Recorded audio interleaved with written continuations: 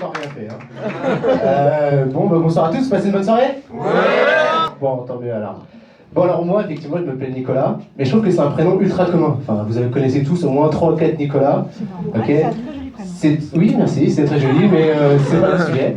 Et du coup, effectivement, on en connaît beaucoup trop. Et par exemple, vous, monsieur, vous appelez Hervé. Hervé, voilà, Hervé, ça donne tout de suite. Hervé, ça envoie, tu vois. Hervé, tu te bagarres pas contre Hervé. Non, Hervé, ok. Moi, c'est pas viril. Nicolas, c'est pas viril. Faut dire aussi que toute mon enfance, on m'a comparé à des Nicolas nuls. Nicolas est Pimprenel. Le mec... Attendez, c'est pas fini. Hein. Nicolas est Pimprenel. Le mec, il voit un ours en plus géant avant d'aller se coucher avec un flûtiste sur un nuage. Et il se drogue. C'est sûr, le mec se drogue, c'est pas possible.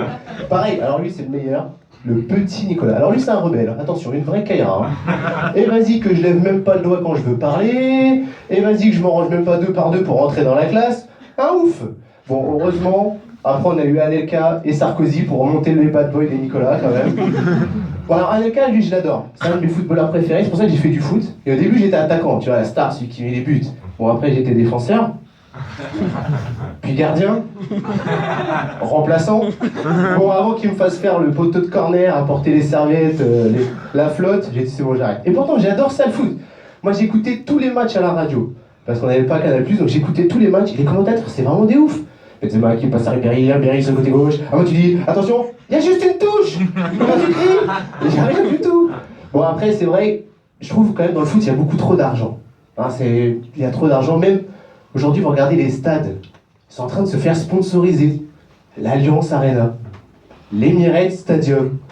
Vivement que le PSG se fasse sponsoriser par Jackie et Michel. On pourra tous crier Marseille, Marseille. Oh, t'en cul. Allez, hop là. Bon alors, je dis qu'il y a beaucoup d'argent dans le foot, mais c'est pas les sportifs les mieux payés, les footballeurs. À votre avis, c'est qui?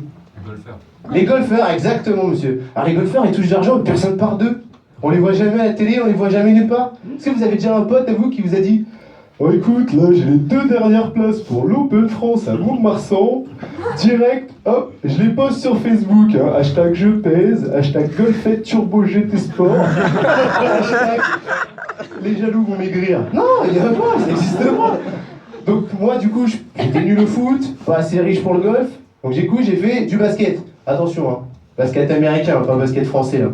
Le A où les mecs ils se battent pour avoir des Jordan. Hein. T'as pas un mec qui a dit t'as vu, j'ai les dernières Batum. Non, ça existe pas, ça existe pas. Et donc moi j'étais dans mon équipe de basket avec tous mes potes, et tous mes potes c'est que des blacks.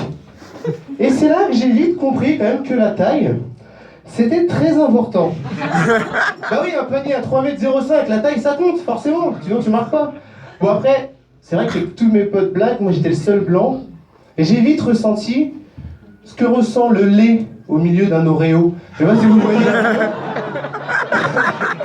Voilà. Et donc du coup, j'ai pas réussi à devenir professionnel au basket. Donc du coup, je me suis dit c'est pas grave, ça m'a offert quand même un métier. Je suis devenu animateur sportif. Et du coup, la première fois, le directeur me dit bon bah Nicolas, tu vas aller chercher un groupe tout seul, Porte d'Orléans. Alors moi j'ai eu le sens d'orientation d'une poule. Voilà, j'ai comme ça.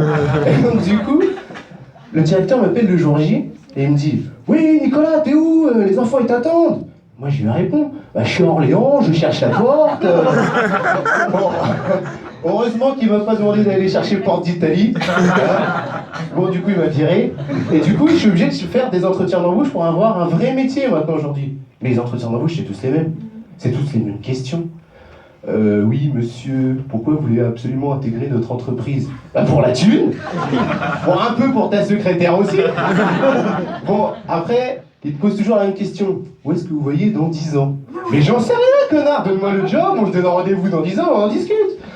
Bon, après, il y a toujours aussi les questions, moi je les trouve tellement nulles que je me dis, il faut que qu'il pose des vraies questions. Questions intéressantes. Entre Batman et Superman, c'est qui le plus fort? Madame, est-ce que vous êtes plutôt clitoridienne ou vaginale? Voilà, des vraies questions, un truc un peu plus pointu. Bon alors, il y a toujours aussi la question du salaire. Là, t'es un petit peu angoissé, donc moi la veille, j'appelais ma mère, je dis voilà, je vais donner tant. Elle me disait, demande plus, demande plus. Et le recruteur chez lui, il faisait pareil. Donne-lui moins, donne-lui moins. Voilà, donc le jour J, j'arrive à l'entretien, et le mec veut me donner plus que ce que j'avais prévu. Alors attention, là, faut rester poker face. Hein. Limite Bogdanov. Et là, je lui dis, écoutez, effectivement, vis-à-vis de mes compétences que j'ai acquises lors de mes nombreuses années dans le monde du travail, je me situe effectivement dans cette fourchette. Alors que pas du tout. Moi, j'ai fait juste un pauvre stage à McDo, j'ai vu de la lumière, je suis rentré, et le mec m'a embauché, quoi. Donc, j'arrive dans l'entreprise au premier jour, et le premier jour, tu dois être au max. Hein. Donc, tu donnes tout. Je me suis sapé, veste queue de pie, chaussures en croco, nœud pape, attention, chapeau de forme, je lançais des colombes quand j'arrivais dans les salles. Et ça n'a pas eu du tout l'effet que je cherchais, ils m'ont tous pris pour Jeffrey, du Prince de Bel-Air. Toute la matinée, j'ai eu le droit à Jeffrey, remets-nous des glaçons. Bon, alors le soir, par contre, c'était plutôt Jeffrey, tu peux faire tes cartons. Voilà, merci, c'est tout pour moi.